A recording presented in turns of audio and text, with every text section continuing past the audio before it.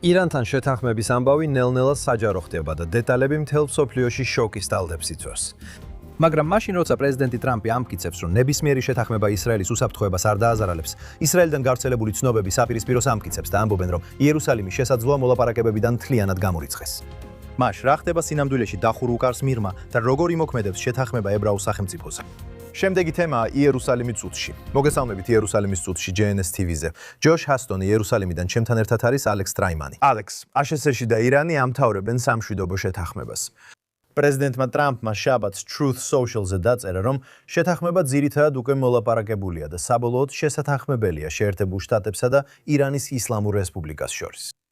პრეზიდენტი საუბრობს ძირითადად ახლო აღმოსავლეთის ლიდერების უმეტესობასთან, არაბ ლიდერების უმეტესობასთან. ცალკე ესაუბრება ისრაელის პრემიერ-მინისტრ ბენიამინ ნეთანიაჰუს. დას ვიგებთ ამ შეთანხმებიდან. ანუ გას უკვირას გადაცემაში ვსაუბრობდით ომში დაბრუნებაზე. და კიდევ პარასკევსაც კი ყველა ნიშანი მიუთითებდა, რომ ტრამპის ადმინისტრაცია ემზადებოდა ირანზე ახალი სამხედრო დარტყმებისთვის. და აი 2 დღის შემდეგ აქ ვართ და ჩანს, რომ შეთანხმებისკენ მივდივართ. ისრაელში უმეტესობა ფიქრობდა, რომ ომში დაბრუნება გარდაუვალი იყო. ბერს ჯეროდა, რომ ეს შავოთის დღესასწაულზე მოხდებოდა, რადგან ამ ომში თითქმის ყველა მთავარი ოპერაცია ებრაულ დღესასწაულზე ტარდებოდა. 7 ოქტომბერი სიმხათ თორას დღესასწაულზე მოხდა და აქ ფიქრობდით, რომ იქნებ ბოლო რაუნდი შავოთზე დაიწყებოდა ან შავოთის შემდეგ დაელოდებოდა. პრეზიდენტმა ტრამპმა თქვა, რომ ირანელებს კვირამდე ჰქონდათ დრო, რათა შეთანხმებას მიეღწიათ. და რასაც აქ ხედავთ არის ის, რომ შეერთებული შტატების პრეზიდენტს შეთანხმება სურდა და სამხედრო თავდასხმით ბლეფობდა, იმდენადაც კი რომ მზად იყო სრულმასშტაბიანი დარტყმისთვისაც წასულიყო. იცით, ისრაელი ამაზე ემზადებოდა. მაგრამ საბოლოოდ რაც მას სურდა, იყო ამ სიტუაციისთვის დიპლომატიური გამოსავლის პოვნა. ერთი რამ, რასაც დონალდ ტრამპი ვერ გადადებდა, იყო ჰორმუზის სრუტე, ხო ესეა? ჰორმუზის სრუტე ფაქტობრივად დაიხურა ამ სამხედრო ოპერაციის შედეგად. და დონალდ ტრამპს სჭირდებოდა სრუტის გახსნა, რათა შეენარჩუნებინა სანდოობა საერთაშორისო საზოგადოებაში. და ვფიქრობ, ეს იყო მისი მთავარი პრიორიტეტი. თუ სრუტის გახსნა დიპლომატიური გზით შეიძლებოდა, სწორედ ამას ცდილობდა, მაგრამ ეს შეთანხმება ხელმოწერილია? არა, ხელმოწერილი არ არის. ეს არის თავის დასასრული თუ მთელი ისტორიის დასასრული? არ ვიცით. ჯერ არ მოგვისმენია საჯაროდ, რამდენადაც ვიცი, პრემიერ-მინისტრ ბენიამინ ნეთანიაჰუსგან არის ეს კარგი შეთანხმება ისრაელისთვის, არის ეს ცუდი შეთანხმება ისრაელისთვის. რით განსხვავდება დონალდ ტრამპის ადმინისტრაციის შეთანხმება იმ შეთანხმებისგან, რომელიც ბარაკ ობამამ, პრეზიდენტმა ობამამ 2015 წელს გააფორმა. ცხადია, მან ფაქტობრივად ირანელებს მილიარდობით დოლარი გადასცა იმ პალეტებზე. ეს განსხვავებულია, მაგრამ საბოლოო ჯამში ირანთან ამ ომის შემდეგ რას ვხედავთ ისრაელის პერსპექტივიდან? ახლა უფრო უსაფრთხოა ისრაელი. ირანის რეჟიმი ტექნიკურად ისევ არსებობს. როგორ არის ეს განსხვავებული? კი, ნამდვილად არ არის შედარება იმ შეთანხმებას შორის, რომელსაც პრეზიდენტი ტრამპი დღეს ხელს აწერს და ბირთვულ შეთანხმებას JCPOA-ს. და ვინც ცდილობს თქვას, რომ ეს შეთანხმებები ერთნაირია, უბრალოდ ტყუის. და ნახე, რომ დენ შაპიროსგან რაღაც tweet-ი იყო, სადაც ამბობდა, რომ ბიბიმ ეხლა უნდა ისაუბროს კონგრესში. ხო ესეა, ეხლა აპირებს კონგრესში მისვლას, რომ ამ შეთანხმებას დაუპირისპირდეს. ეს შეთანხმებები საერთოდ არ გავს ერთმანეთს. და მიზეზი, რატომაც ეს შეთანხმებები საერთოდ არ გავს ერთმანეთს, ისაა, რომ იმ 6 კვირის ომის განმავლობაში, რომელიც 6 კვირიან სიმშვიდეს უძღოდა წინ, შეერთებული შტატები ირანის ყველა ბირთვულ ობიექტს ბომბავდა. კარგი, ანუ ირანი ბირთვული იარაღის შექმნის ზვარზე იყო, ეხლა ირანი აღარ არის ბირთვული იარაღის შექმნის ზღვარზე. და რასაც ტრამპი საუბრობს, ასევე ეხება შეთანხმებას, რომლის მიხედვითაც შეერთებულ შტატებს შეიძლებოდა შესულიყო და გამოეტანა გამდიდრებული ურანი, ის მასალა, რომელსაც ირანი ამუშავებდა თავდაპირველი JCPOA-ის ფარგლებში. JCPOA იყო გეგმა, რომელიც ისრაელს არაფრის გაკეთების საშუალებას არ აძლევდა და ირანელებს აძლევდა უფლებას აეშენებინათ ყველაფერი, რაც შეეძლოთ. ბირთვული მასალის საბოლოოდ იარაღად გადაქცევის ბოლო ეტაპამდე. ეს სულიად განსხვავებული შედეგია, რადგან მას წინ უძღოდა 6 თვე კი არა 6 კვირა ინტენსიური ომი ირანის ყველა ცნობილი ბირთვული ობიექტის დაბომბვა ბალისტიკურ რაკეტებთან ერთად, ასევე შექმნა პირობები ირანში რეჟიმის შეცვლისთვის. ეხლა მოხდება ეს თუ არა, არ ვიცით, მაგრამ ამ ომის პირველივე წამიდან ისრაელმა გაანეიტრალა უმაღლესი ლიდერი ხამენეი. მათ გაანეიტრალეს ირანის რევოლუციური გვარდიისა და ირანის თავდაცვის მრავალი მაღალი თანამდებობის პირი. ეს კარგი გარიგებაა ისრაელისთვის. მე ვფიქრობ, ისრაელელები უფრო ისურვებდნენ და მზად იყვნენ ომში დაბრუნებისთვის. ისინი ისურვებდნენ, რომ ირანი კიდევ უფრო დასუსტებულიყო და ასევე ისურვებდნენ, რომ რეჟიმის სრული ცვლილების პირობები კიდევ უფრო წინ წასულიყო. ეს ცუდი შეთანხმებაა ისრაელისთვის. უნდა შეხედოთ სიტუაციას მთლიანობაში. თუ თავიდანვე იცოდით და ჩვენ ამაზე გადაცემაში ვსაუბრობდით, თუ თავიდანვე იცოდით, რომ ტრამპისგან მხოლოდ 5 ან 6 კვირის მასიური საჰაერო მხარდაჭერა გექნებოდათ, რაც მოიცავს ყველა საწვავით გამართვის თვითფრინავს, დაახლოებით 50 საწვავის შევსების ტანკერს, ცაში ბენზინგასამართი სადგურის შექმნას, რათა ისრაელის თვითფრინავები ბევრად უფრო ეფექტურად განახორციელებდნენ საჰაერო დათმებს, ამატებით გაქვთ მწვანე შუქი შეერთებული შტატებისგან, პლუს შეერთებული შტატები ასევე ბომბავს ამ ბირთვულ ობიექტებს მძიმე იარაღით, რომელიც ისრაელის სახელმწიფოს უბრალოდ არ აქვს. დაეთანხმებოდით მხოლოდ ამ 6 კვირას, თუ თავიდანვე იცოდით, რომ მხოლოდ ამას მიიღებდით. და პასუხი არის კი. ეს იყო ძალიან დიდი დიპლომატიური მიღწევა პრემიერ-მინისტრ ბენიამინ ნეთანიაჰუსთვის, რომ შეერთებული შტატები ჩართულიყო და ამის შედეგად ომი 6 კვირა გაგრძელებულიყო. ნეთანიაჰუს შეიძლება მეტი იმედი ჰქონდა. დიახ. ვფიქრობ, მას შეიძლება მეტი იმედი ჰქონდა, ეს არის ის შეთანხმება, რაც მას უნდა, არა. მაგრამ არის აქ სხვა ემოცია, გარდა უკიდურესი მადლიერებისა პრეზიდენტის მიმართ იმისთვის, რაც მან გააკეთა. ვფიქრობ, ახლა დრის წესრიგის მთავარი საკითხი უნდა იყოს პრეზიდენტ ტრამპისთვის მადლობის გადახდა იმისთვის, რომ მან ისრაელს 6 კვირა მისცა, რათა გაანადგუროს ეს ბირთვული ობიექტები და გაანეიტრალოს ბალისტიკური რაკეტების შესაძლებლობები. ისრაელი დღეს ბევრად უფრო ძლიერი სტრატეგიული პოზიციიდან მოქმედებს, ვიდრე ოპერაცია ეპიკური რისხვის დაწყებამდე. ყველაფერი დასრულდა. არა, ხედავთ, რომ ყველაფერი დასრულებული არ არის.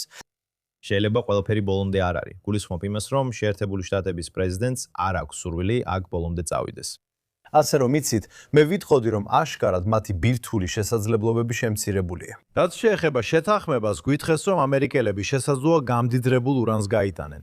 ირანი პირდაპირ ეთერის წინ ძირითადად ამბობდა, რომ ამას არ დავთანხმებულვართ. პრეზიდენტი ტრამპი ამბობს, დიახ, გამდიდრებული ურანი გამოაქვთ. გარდა ამისა, როგორც Reuters-ი იუწყება, ომის ოფიციალური დასრულება, ჰორმუზის სრუტეში კრიზისის მოგვარება, 30 დრიანი მოლაპარაკებების დაწყება უფრო ფართო შეთანხმებაზე, გაგრძელების შესაძლებლობით. პრეზიდენტი ტრამპი მთელი ამ დროის განმავლობაში ამბობს, რომ ყველაფერი ბირთვული იარაღს ეხება. მას სურს დარწმუნდეს, რომ ირანი ბირთვულ იარაღს ვერ მიიღებს. ამის მიუხედავად იმისა, რომ შესაძლოა შეონცირეთ მათი ბალისტიკური რაკეტების შესაძლებლობები, მე არსად ვხედავ შეთანხმების ტექსტში, რომ ირანი აპირებს ბალისტიკური რაკეტების წარმოების შეწყვეტას. ჩვენ ვიცით, რომ მათ შეუძლიათ დასავლეთ ევროპაში მდებარე ადგილებს დაარტყან. მათ ეს დაამტკიცეს ბოლო რაუნდის დროს. მაგრამ გულისხმობ, რომ ისრაელის ადგილას ვიყო, მოვითხოვდი, რომ ეს ბალისტიკური რაკეტები სულად გაქრეს, რომ ისინი შეთანხმების ნაწილი ყოფილიყო. და მაინც ამას აქ არსად ვხედავ. არ მჯერა, რომ ბალისტიკურ რაკეტებზე შეთანხმებას მიაღწევთ. ხო ესეა, იმიტომ რომ საბოლოოდ არ იცით რამდენი აქვთ, არ იცით სად არიან. ხედავთ, რომ ისინი მთელი ქვეყნის მასშტაბით ისვრიან. ირანი ძალიან დიდი ქვეყანაა. არ არსებობს შეთანხმება, რომელიც ბალისტიკურ რაკეტებამდე მიგაღწევინებთ. ბალისტიკური რაკეტები მხოლოდ სამხედრო დარტყმებით იქნება განადგურებული. და ეს იყო ის, რაც 6 კვირის განმავლობაში ხდებოდა. იცით, ამჟამად პრეზიდენტს ძირითადად ორი მთავარი მიზანი აქვს. პირველი მიზანია ჰორმუზის სრუტის გახსნა, მეორე კი გამდიდრებული ურანის მოპოვება. როგორ მოიპოვებ გამდიდრებულ ურანს? უნდა შეხვიდე იქ. ირანელები ვერ გაიტანენ მას. ხოლო შეერთებულ შტატებს შეუძლია მისი გამოტანა, მიუხედავად იმისა, რომ პრეზიდენტმა ტრამპმა ასევე მიანიშნა, რომ ჩინეთსაც შეუძლია შევიდეს და გამოიტანოს იგი. არ ვიცი, გინდა თუ არა, რომ ეს მასალა მათ გაიტანოს. არსებობს ორი გზა, როგორ შეიძლება შეხვიდე. შეგიძლია შეხვიდე მთავარი კარიდან, შეგიძლია შეხვიდე მშვიდობიანად. შეგიძლია შეხვიდე მაშინ, როცა ცეცხლის ქვეშ არ ხარ, ან შეგიძლია შეხვიდე მასშტაბური სპეციალური ოპერაციით, სადაც მიწაზე ძალების შეყვანა გჭირდება, რათა დაიცვა ისინი, ვინც ბირთვულ მასალას გამოიტანს. ამისთვის გეგმა B იყო, ვფიქრობ სპეციალური ძალების ოპერაციისთვის გეგმა B არსებობდა, მაგრამ დონალდ ტრამპი ყოველთვის მიანიშნებდა, რომ ურჩევნია შეთანხმება, რათა მთავარი კარიდან შევიდეს. მათ დაარტყეს ბირთვულ ობიექტებს. რეჟიმის შეცვლა, ხო იცი, პრეზიდენტს არასოდეს უთქვამს, რომ მისი მიზანი იყო რეჟიმის შეცვლა. გულისხმობ იმას, რომ ის ამტკიცებდა, რომ უკვე გარკვეული დონით რეჟიმის ცვლილება მიღწეულია, ისრაელისთვის რეჟიმის შეცვლა უფრო მნიშვნელოვანი იყო, მაგრამ რაც ნათელი იყო ესა, რომ ისინი ამას დამოუკიდებლად ვერ შეძლებდნენ. 6 კვირის განმავლობაში აშშ-სა და ისრაელის საჰაერო ძალები საკმარისი არ აღმოჩნდა ამ რეჟიმის სრულად დასამხობად. მაგრამ შემდეგი ნაწილი ისაა, რომ მხოლოდ იმიტომ, რომ სამხედრო კონფლიქტის დასასრულს ხარ, ეს აუცილებლად არ ნიშნავს, რომ ნებისმიერი სახის ფარული ოპერაციები დასრულებულია. ამ რეჟიმის დესტაბილიზაცია და შეიძლება დაინახოთ სხვა ძალებიც, მაგალითად ერაყელები, ქურთები ან სხვები, რომლებიც შეიძლება აიღონ იარაღი ან მიაწოდონ იარაღი ქვეყნის შიგნით. იმისთვის, რომ თავად ირანის ხალხმა გამოვიდეს ქუჩაში და სადოს თავისი ქვეყნის დაბრუნება ირანის რევოლუციური გვარდიისგან. ალექს, ამავე დროს ყავს გამოჩენილი რესპუბლიკელი ლიდერები. სენატორი ლინდსი გრემი ამბობს, რომ ეს შეთანხმება კატასტროფაა ისრაელისთვის. მესმოდა, როგორ გამოდიოდა სენატორი ტედ კრუზი ამის წინააღმდეგ. მაიკ პომპეო, ყოფილი სახელმწიფო მდივანი, ყველა ეს გამოჩენილი ფიგურა რესპუბლიკური პარტიიდან გამოდის ამ შეთანხმების წინააღმდეგ. ფიქრობთ, რომ მათი შეხედულებები რაიმე ფორმით ან გზით გავლენას მოახდენს პრეზიდენტ დონალდ ტრამპზე? თუ უკვე ამ ეტაპზე ეს საკითხი გადავლილია, ასე არ ჩანს. იცით, პრეზიდენტმა უკვე გაითვალისწინა ეს შეხედულებები. არ ვეთანხმები ლინდსი გრემს ან მაიკ პომპეოს ამ საკითხში. არა, ვფიქრობ, შეგვიძლია მათთან დავეთანხმოთ. და რა თქმა უნდა, ირანელები ეძებდნენ მოლაპარაკების გზას ამ სიტუაციიდან გამოსასვლელად, რაც არის შენარჩუნების გზა, ისინი იცით, კონფლიქტის დასრულებას ელიან. ეს ასევე საშუალებაა, რომ შეინარჩუნონ თავიანთი ტერორისტული პროქსი ლიბანში, ჰეზბოლა. იცით, ისინი ცდილობენ შენარჩუნებას. მათი გამოსავალი მოლაპარაკებაა და ირანელებმა, ჩემი აზრით, ეს ძალიან კარგად ითამაშეს. ანუ თითქოს წინ მიდიან, შემდეგ ამბობენ, კარგი ვიმოლაპარაკებთ, შემდეგ უკან იხევენ, ისევ ამბობენ ვიმოლაპარაკებთ, ისევ უკან იხევენ. ოვალ ჯერზე ამოწმებენ შეერთებული შტატების პრეზიდენტის ნებას და საბოლოოდ შეერთებული შტატების პრეზიდენტი ამბობს, ნახეთ, მე ჩემი შიდა პოლიტიკური გათვლებიც მაქვს. არ მინდა შუალედურ არჩევნებში ომის ფონზე შევიდე. მას უბრალოდ სურს, რომ სუტეები ახლა ღია იყოს. და თუ ირანელები ამას მისცემენ მას და მათთვისაც სასარგებლოა მისცენ, რადგან მათ დახურეს ხორმუზის სრუტე და შეერთებულმა შტატებმა ბლოკადა დააწესა, ეს ირანელებს ეკონომიკურად აზიანებს. იცი, ვფიქრობ, პრეზიდენტი უბრალოდ აჩვენებს აქ იმას, რაც მას სურდა. მაგრამ კიდევ ერთხელ ისრაელი ძალიან ყოფილი უნდა იყოს იმით, რამდენად გაუმჯობესდა მისი პოზიცია ოპერაცია ეპიკური რიცხვის დაწყებამდე არსებული მდგომარეობიდან დღემდე. ასე რომ ალექს, გუშინ საღამოს პრემიერ-მინისტრმა ნეთანიაჰუმ შეკრიბა კოალიციური პარტიების ლიდერები, რათა განეხილათ ეს შეთანხმება. და კიდევ ერთხელ, ეს არის არხი 12-ის მიერ ციტირებული ანონიმური წყარო, რომელიც ამბობს, რომ კოალიციის ლიდერები აცხადებენ, რომ ეს შეთანხმება ძალიან ცუდია ისრაელისთვის. მიუხედავად ამისა, ყველა აქ ხაზს უსვამს, რომ მედიის ცნობების მიუხედავად, პრემიერ-მინისტრ ნეთანიაჰუსა და პრეზიდენტ ტრამპს შორის განსხვავება არ არსებობს. ჩვენ უკვე კვირები ამაზე ვსაუბრობთ, რომ ადამიანები ცდილობენ თქვან, თითქოს ამ ორ ლიდერს შორის განსხვავებაა. ამავე დროს აქსიოსი იუწყება, რომ ისრაელის ოფიციალური პირები ამბობენ, ნეთანიაჰუ სინამდვილეში ძალიან შეშფოთებულია შესაძლო შეთანხმებით და მან ტრამპს მოუწოდა ახალი დარტყმების სერია დაიწყოს. კიდევ ერთხელ ანონიმური წყაროები, ამიტომ ამას სიფრთხილით უნდა მიუდგეთ, მაგრამ ეს ამბები მაინც ვრცელდება. ვფიქრობ, ძალიან მნიშვნელოვანია იცოდეთ, რომ ეს სტატიები, არხი 12, როიტერსი, აქსიოსი, ეს ყველაფერი იმ ანონიმური წყაროების მქონე მედიის ნაწილია, რომელიც ანტი-ნეთანიაჰუს და ანტი-ტრამპის მედიას წარმოადგენს. ისრაელის მედია დღეს შეეცდება აჩვენოს, რომ ეს საშინელი შეთანხმებაა და ასევე რაც შეიძლება ფართოდ გავრცელოს ინფორმაცია, რომ პრემიერ-მინისტრი ნეთანიაჰუ ამ შეთანხმებით უკმაყოფილოა. რა აზრი აქვს ამას? ამის აზრი ისაა, რომ ტრამპმა უნდა დააკვირდეს, რას ავრცელებს და რას ამბობს ისრაელის მედია და იფიქროს, ნეთანიაჰუ უმადურია. რატო არის ის ამ შეთანხმების წინააღმდეგ? ჩვენ ამაზე ვსაუბრობდით. მაგრამ მე ვფიქრობ, რომ პრეზიდენტი ტრამპი კარგად ხვდება რა მდგომარეობაა მედიაში. მას ესმის, რას ემსახურებიან ეს ანონიმური წყაროები. რისთვის აკეთებენ ამას აქსიოსი, მე-12 არხი და სხვები, რატო ავრცელებენ ამ ინფორმაციას? პრეზიდენტი და პრემიერ-მინისტრი რეგულარულად არიან კონტაქტზე. იცით, New York Times-ის სათაური, რომელიც ფაქტობრივად ამბობს, რომ ნეთანიაჰუ აქ გვერდზეა გადადებული. არ მჯერა, რომ ის გვერდზეა გადადებული. ეს მოლაპარაკებები ამერიკა-ირანს შორის მიმდინარეობს. დიახ, ისრაელი პირდაპირ მოლაპარაკების მხარე არ არის, ისინი მაგიდასთან არ სხედან, მაგრამ აქ რამე მოულოდნელი მოხდა? არა. პრეზიდენტი სერიოზულად განიხილავდა სამხედრო მოქმედებების შესაძლო განახლებას. დიახ, ის სერიოზულად ფიქრობდა ამაზე. ის სერიოზულად ფიქრობდა სამხედრო მოქმედებების განახლებაზე და ისრაელი ამაზე ემზადებოდა, მათ ასე უნდა ეკნათ. პრემიერ-მინისტრი ყოველთვის აცხადებდა ამ ომის განმავლობაში, რომ ირანელებთან მოლაპარაკების ერთადერთი გზა ცეცხლის ქვეშა.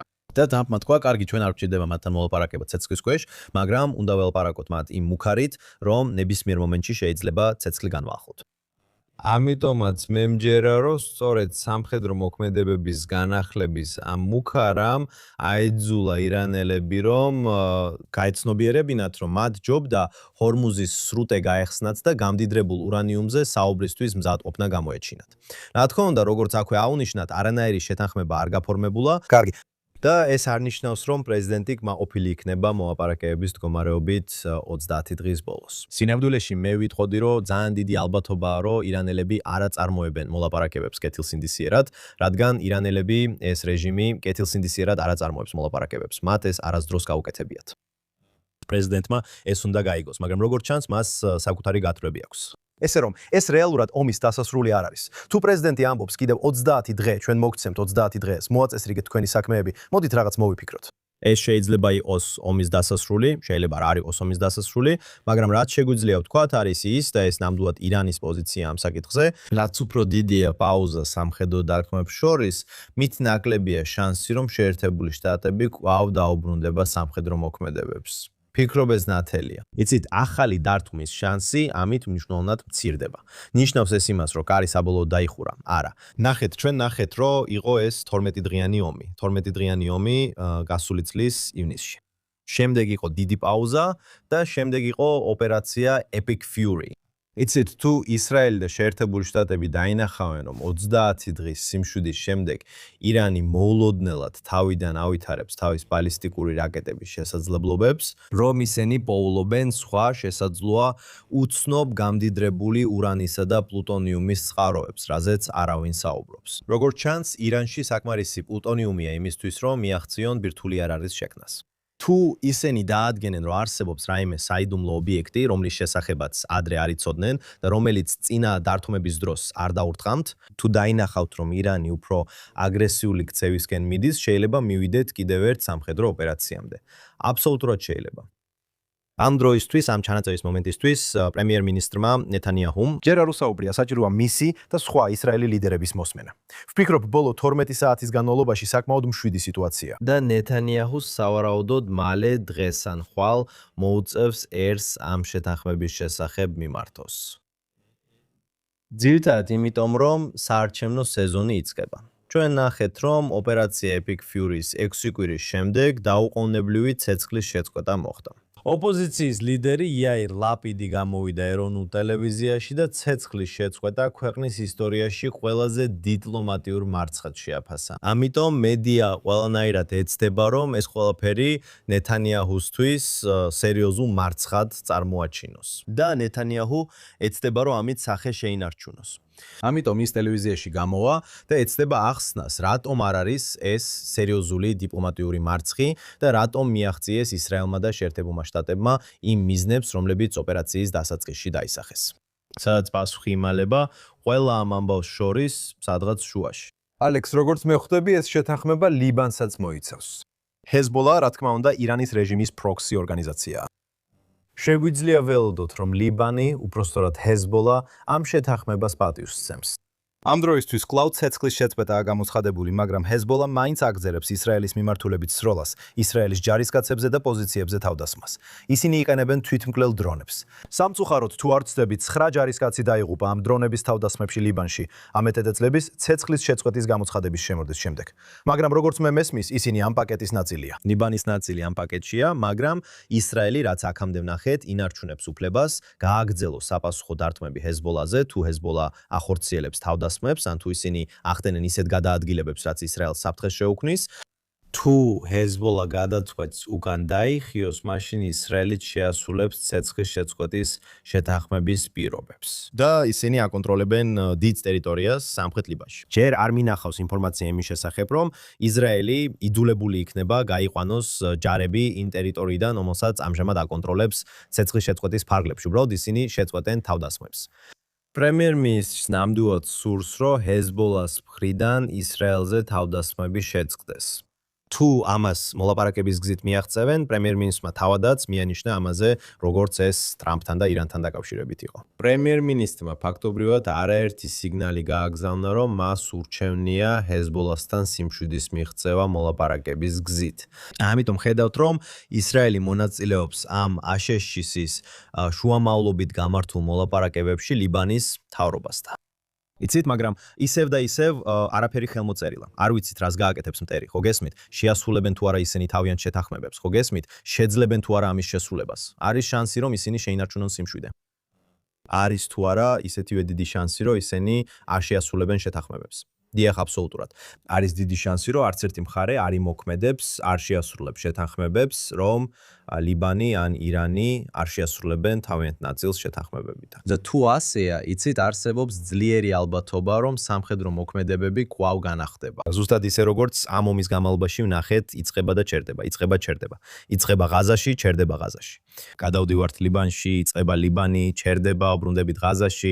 კარგი, ხო, ყველაფერი პაუზაზეა. ეხლა ჰათებს ურტყამთ. კარგი, ჰათებზე დარტყმები დავასრულეთ, ეხლა ისევ ლიბანში ვართ, კარგი, გაჩერდით.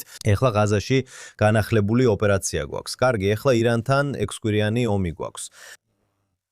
ასე რომ აშკარად არის დაწყება, გაჩერება, შეიძლება ამის დასასრულს ჯერ არ მივსულართ.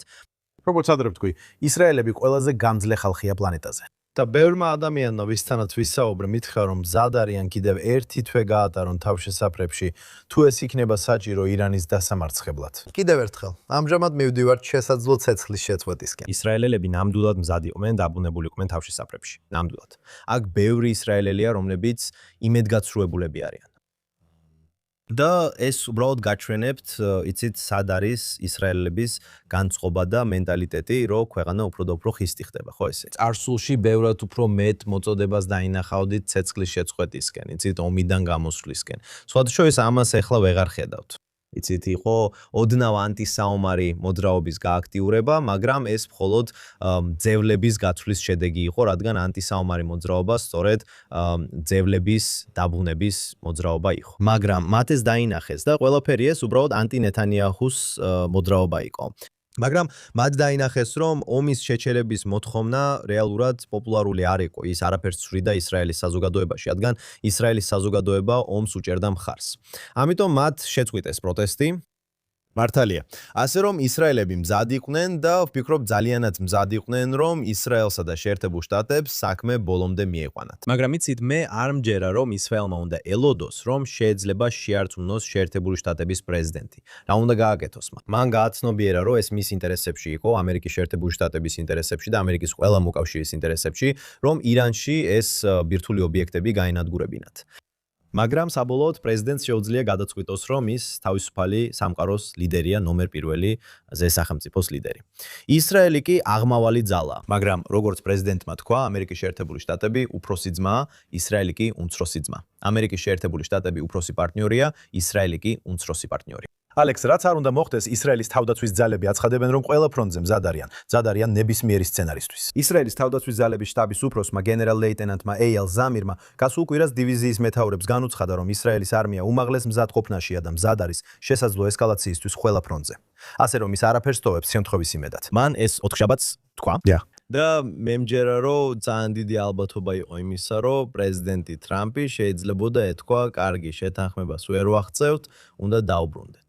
და ფიქრობ პრეზიდენტისთვის ერთადერთი გზა რომ მიეღწია ამ შეთანხმებამდე, ან მას ეგონა რომ ერთადერთი გზა რომ მიეღწია მისთვის სასურველ შეთანხმებამდე, იყო ძალიან რეალური სამხედრო მოქმედების საფრთხე.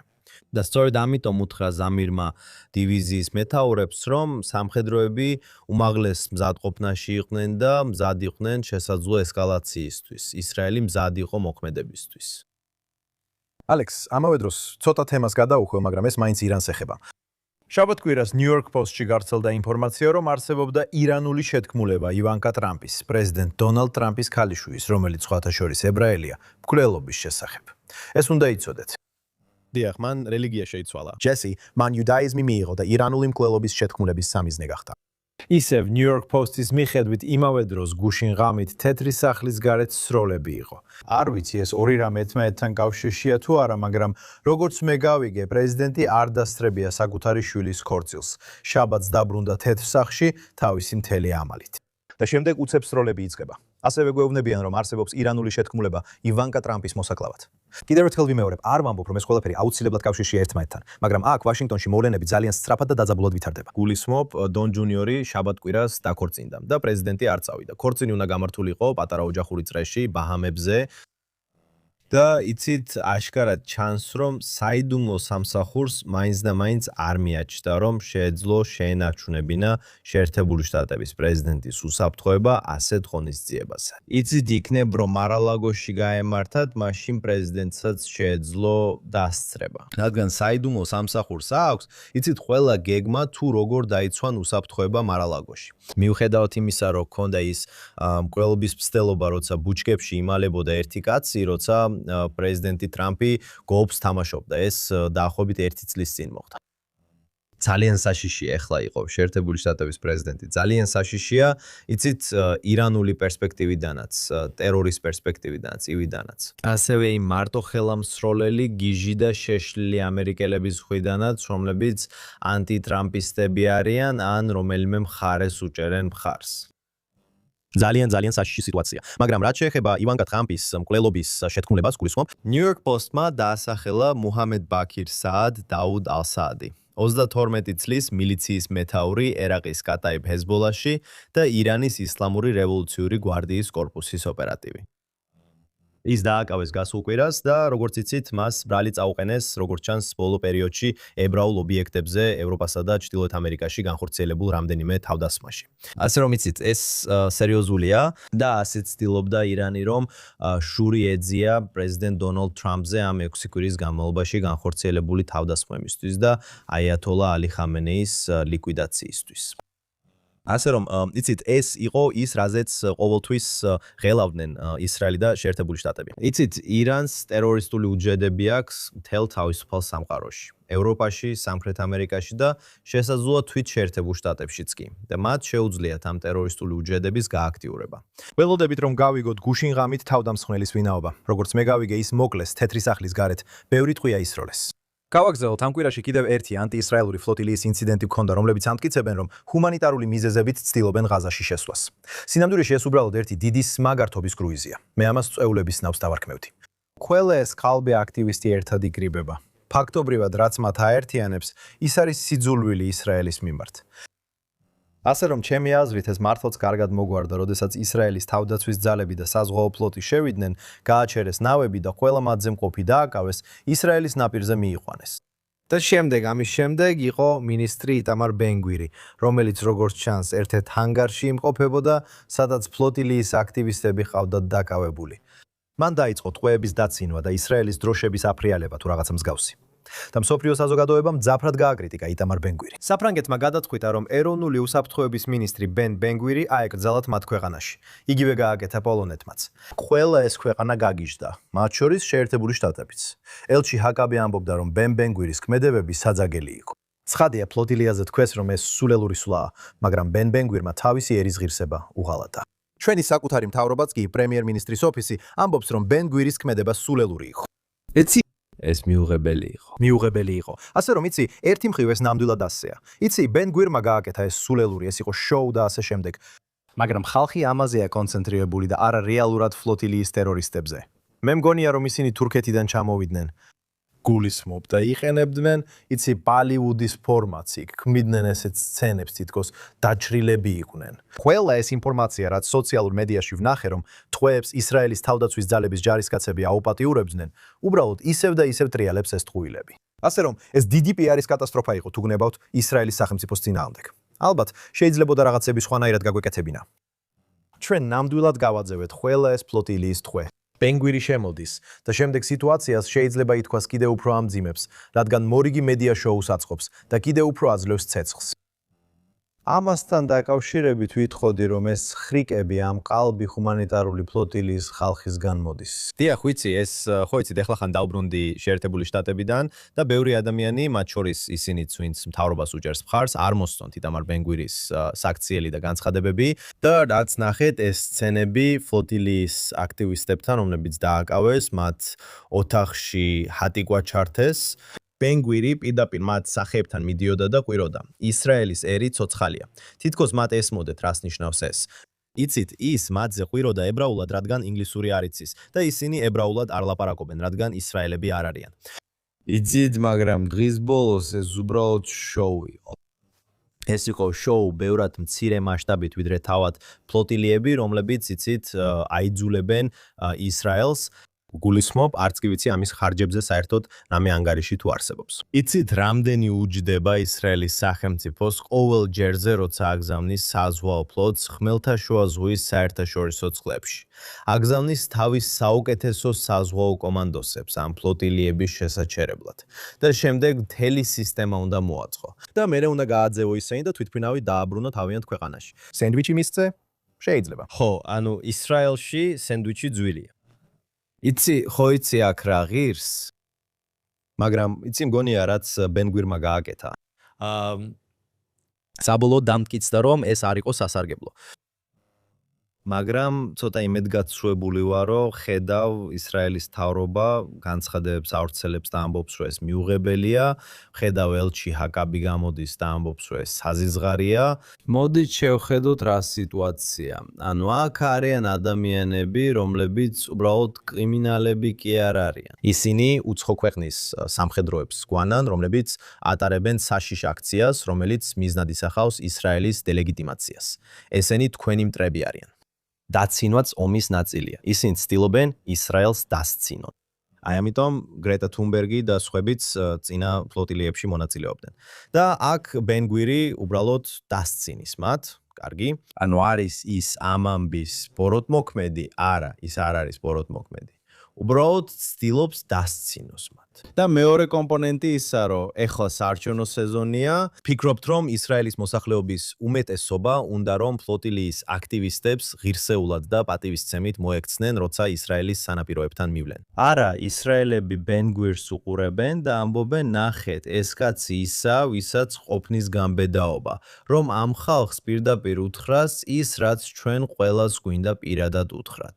იცით, ასე რომ ვფიქრობ, უფრო დიდი დიპლომატიური ინციდენტი შეიქმნა მაშინ, როცა პრემიერ-მინისტრი და შეერთებული შტატების ელჩი მოვიდნენ და ამაზე რამე თქვეს. გულისხმობ. მათ უნდა იყვნენ, თუნდაც ეს არ მოსწონდეთ და თუნდაც არასდროს უნდოდეთ, რომ ბენგვირმა ეს კიდევ გააკეთოს, შეუძლიათ მას კარს მიღმა ან კაბინეტის ხდომაზე უთხრან, რომ ასე აღარ გააკეთოს, რომ პრობლემებს გვიქმნი, არ გვინდა ეს ვნახოთ, უბრალოდ ნუ გააკეთებ. ეს არ არის ის გზა, როგორაც ეს მთავრობა აპირებს თავისი ქმედებების განხორციელებას.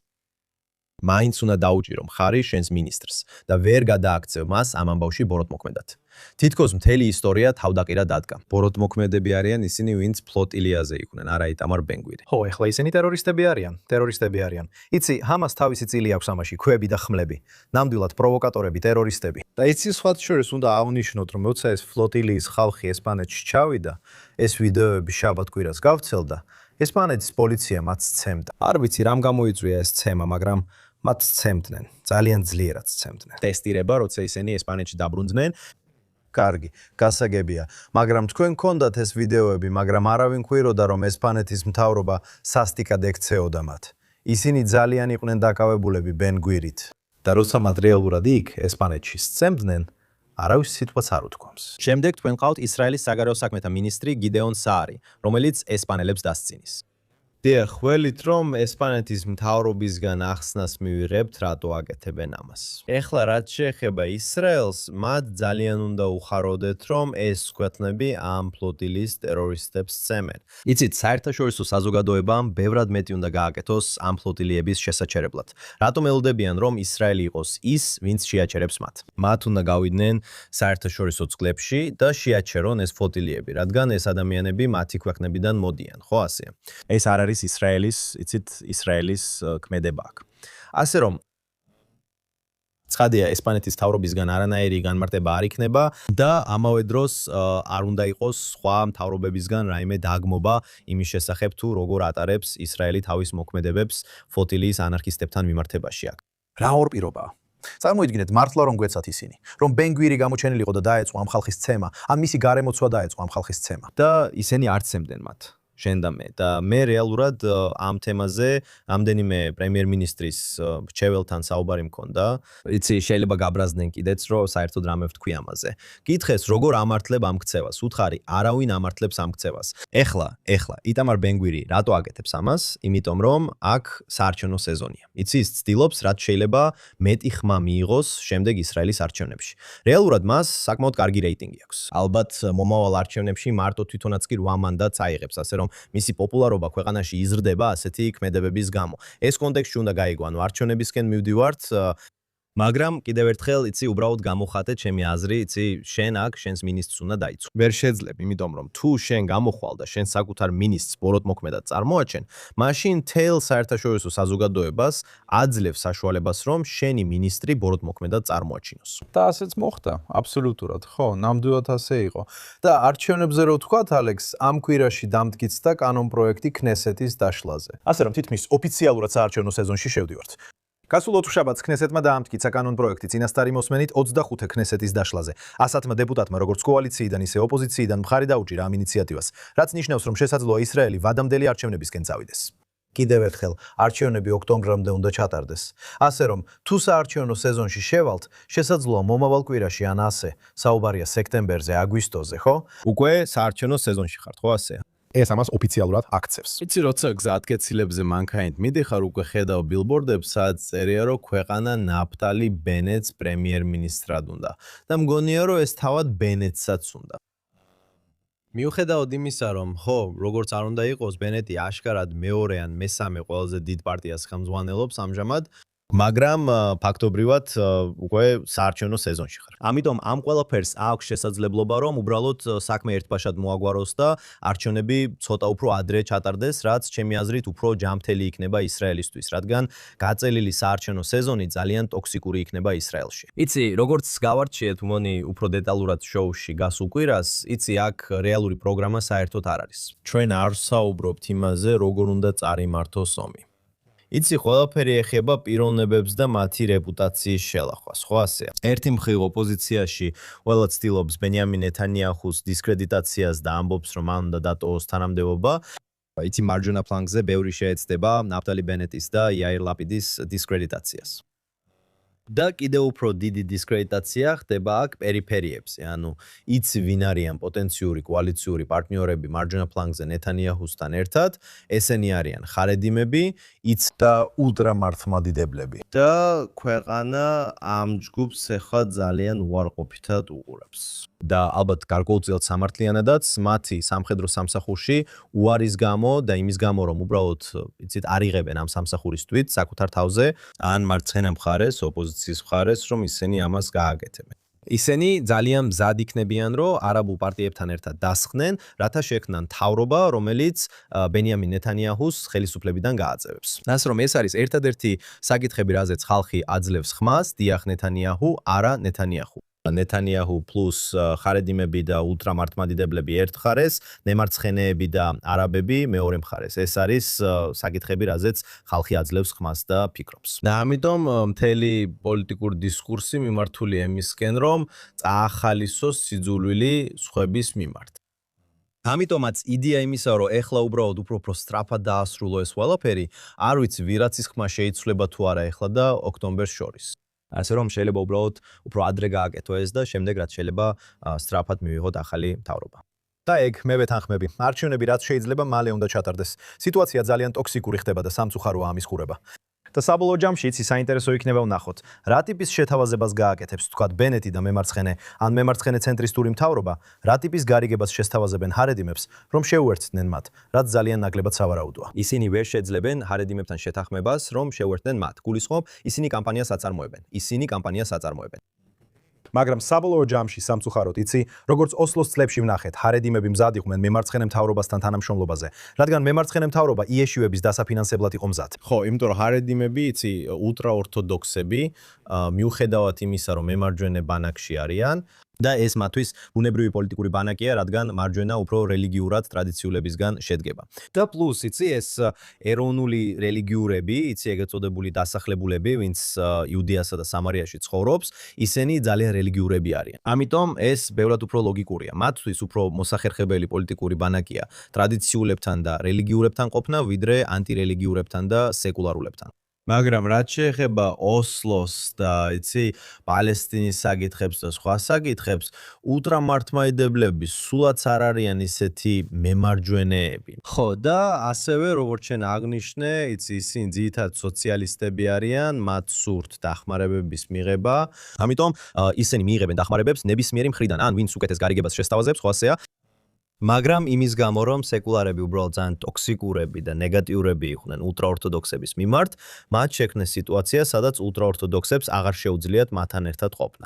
ეხლა რაც მე უფრო საინტერესო მგონი არის ის, რომ ბენიამინ ნეთანიაჰუ ულტრამართლმადიდებლებთან კოალიციაში შევიდოდა.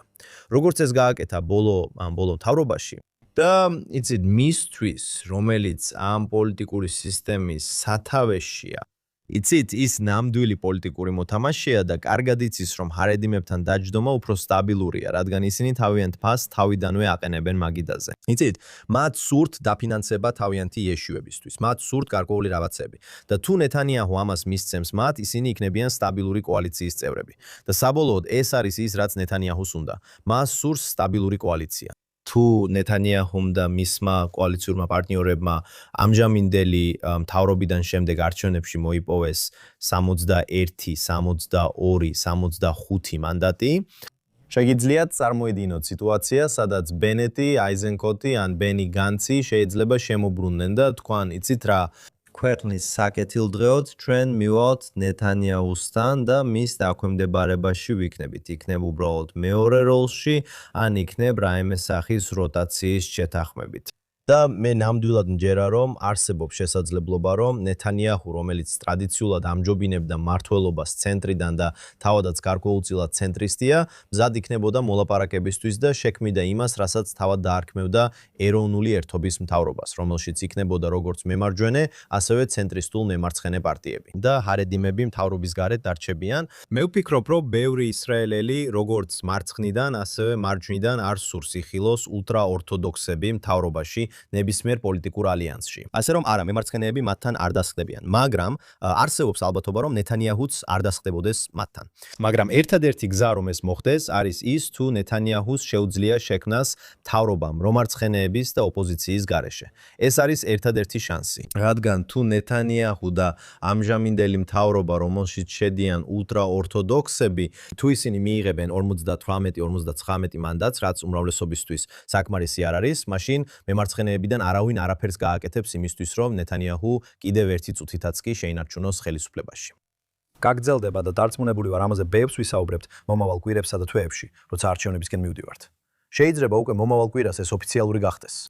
და ვნახავთ რა მოხდება. რომ კენჯისკრამ წინასწარი მოსმენა გაიარა. ხშირად ასე ხდება კენჯისკრებზე, რომ პირველი მოსმენა გადის, შემდეგ კი საჭიროა გარკვეული დვეული დრო გავიდეს მეორე და მესამე მოსმენებამდე. მეორე და მესამე მოსმენები შეიძლება ერთსა და იმავე დღეს ჩატარდეს. ეხლა გარკვეული პერიოდი იქნება, ალბათ რამდენიმე კვირა, სანამ ეს შემდეგი მოსმენები კნესეთში მივა. და ბევრი რამ შეიძლება შეიცვალოს, იცით? ამიტომ მხოლოდ იმიტომ, რომ კოალიციის წევრები შეთანხმდნენ პირველი მოსმენისთვის ხმის მიცემაზე, ეს არაფერს აქცევს კანონად, ეს არ იწვევს არჩევნებს. ჯერ კიდევ უნდა გაიაროს მეორე და მესამე მოსმენები. დიახ, sorry. და აქ მთავარი გადაწყვეტილების მიმღები ნეთანიაჰუა.